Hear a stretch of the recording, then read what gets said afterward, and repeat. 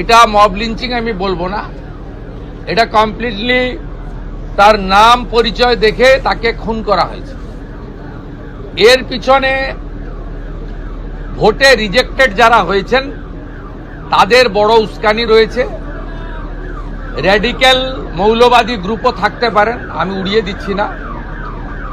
তাতে যতগুলো ছবি দেখা গেছে প্রত্যেককে পুলিশ অ্যারেস্ট করেছে, thanks to West Bengal police.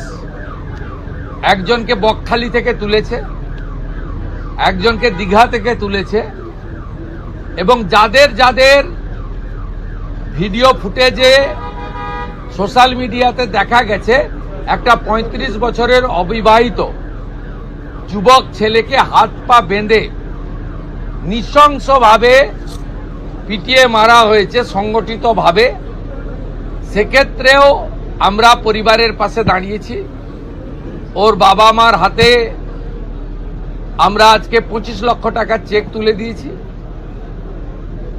পুলিশকে ধন্যবাদ, তার বড় ছেলেকে সিভিক ভলেন্টিয়ার্সে চাকরি দিয়েছেন ডিজিপি সাহেব থ্রু সুপারিনটেন্ডেন্ট অফ পুলিশ।